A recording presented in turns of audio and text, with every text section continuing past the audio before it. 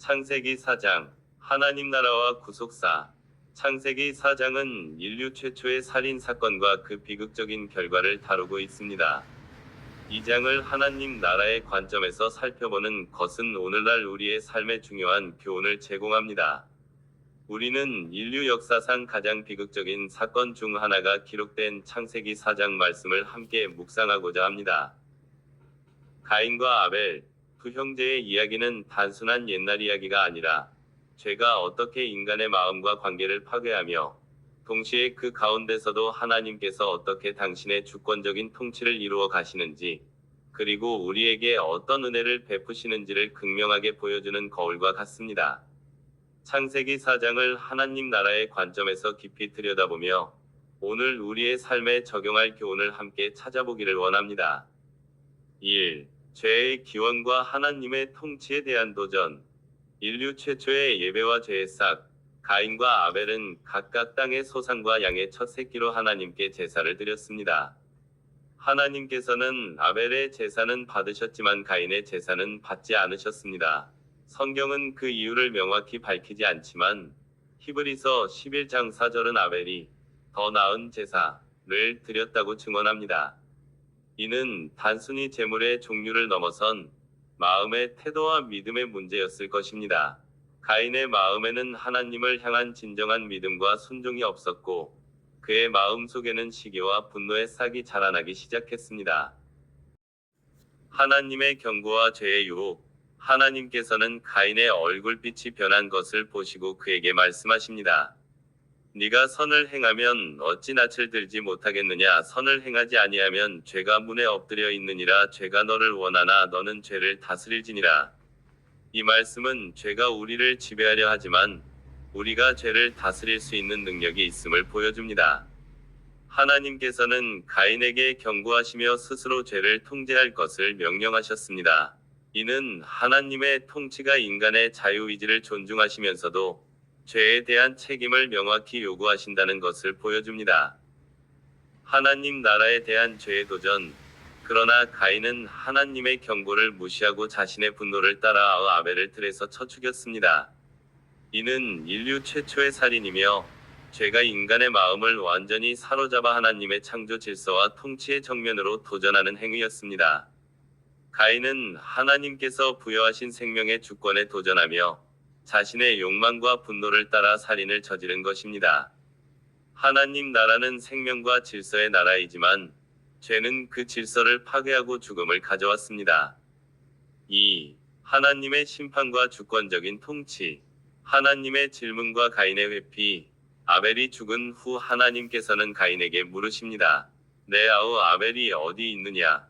이는 단순히 정보를 묻는 질문이 아니라 가인에게 회개할 기회를 주시는 하나님의 자비로운 물음이었습니다.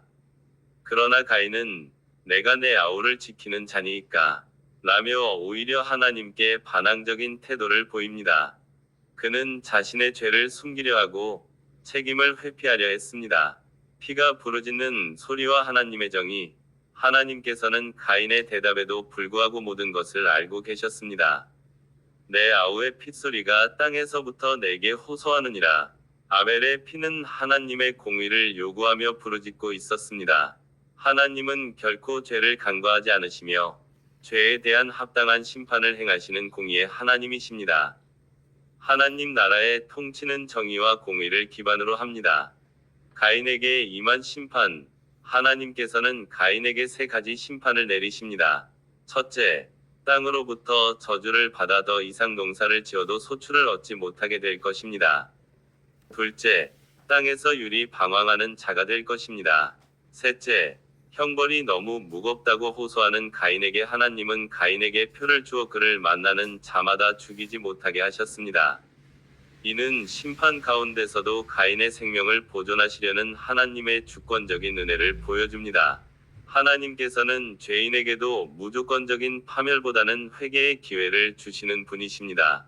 3. 하나님의 은혜와 구속사의 지속. 심판 속의 은혜.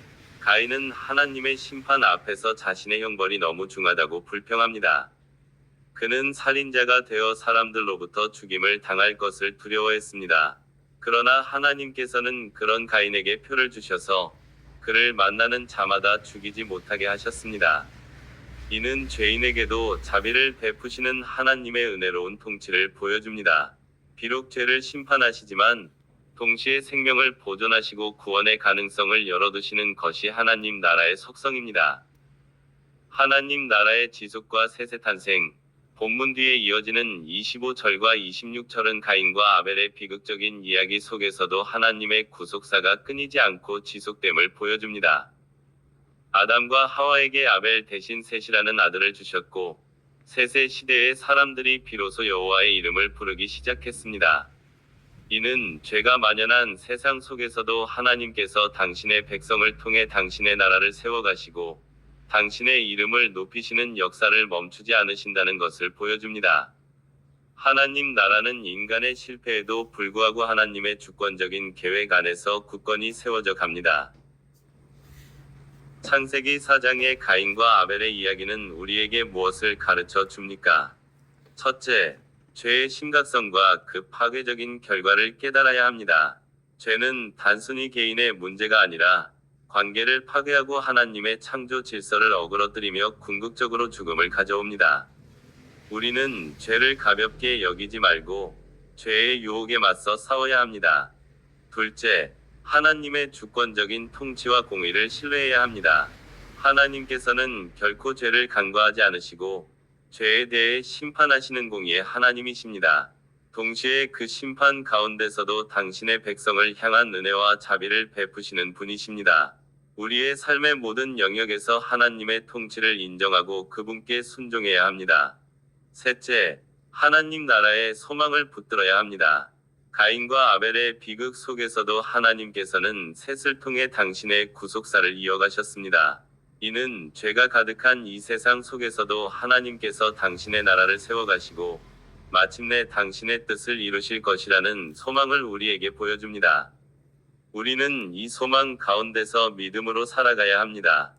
창세기 4장은 죄의 확산과 심화, 아담과 하와의 불순종으로 시작된 죄는 가인의 살인이라는 극단적인 형태로 발전합니다. 이는 죄가 개인뿐 아니라 공동체와 세상 전체를 오염시키는 파괴적인 힘을 보여줍니다. 예배의 중요성. 하나님은 아벨의 제사를 받으시고 가인의 제사를 거절하셨습니다. 이는 하나님께서 받으시는 예배는 단순히 형식적인 행위가 아니라 믿음과 순종, 그리고 올바른 마음의 태도를 요구하신다는 것을 보여줍니다. 아벨의 제사는 믿음으로 드린 제사로 장차 예수 그리스도의 희생 제사를 예표하는 것으로 해석될 수 있습니다. 반면 가인의 제사는 자신의 의와 노력으로 하나님께 나아가려는 인간의 제한된 접근 방식을 보여줍니다. 하나님의 심판과 은혜. 가인의 죄에 대해 하나님은 심판하시지만 동시에 그를 보호하시고 새로운 삶의 기회를 주시는 은혜를 베푸십니다. 이는 하나님의 공의와 사랑이 함께 나타나는 것을 보여줍니다. 가인의 후손을 통해 문명이 발전하는 모습은 하나님의 주권적인 섭리 안에서 죄악된 인간의 역사도 이어져감을 보여줍니다. 하나님 나라의 관점. 가인이 에덴 동쪽 노땅으로 쫓겨나 유리하는 삶을 살게 된 것은 하나님과의 단절을 의미합니다.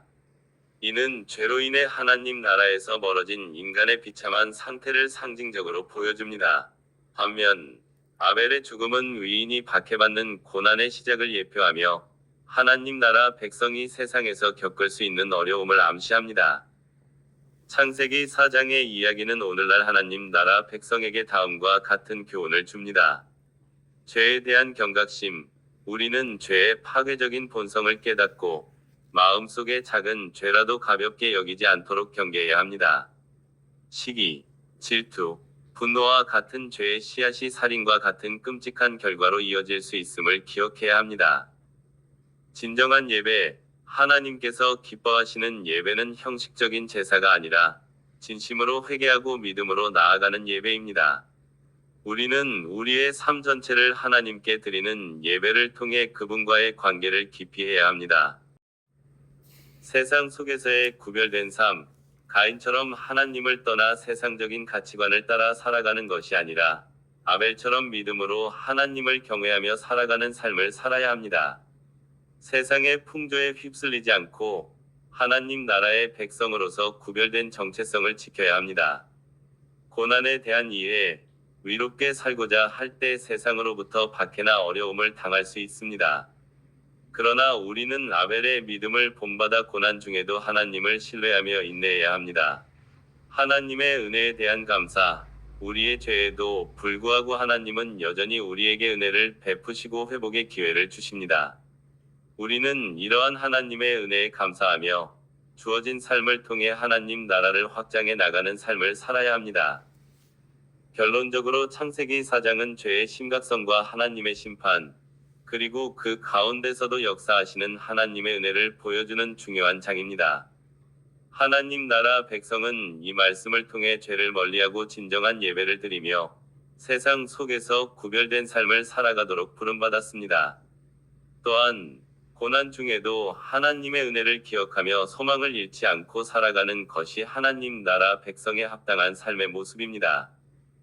우리는 가인의 죄를 통해 죄의 유혹을 경계하고 아벨의 제사를 통해 하나님께서 기뻐하시는 참된 예배자의 모습이 무엇인지 깨달아야 합니다.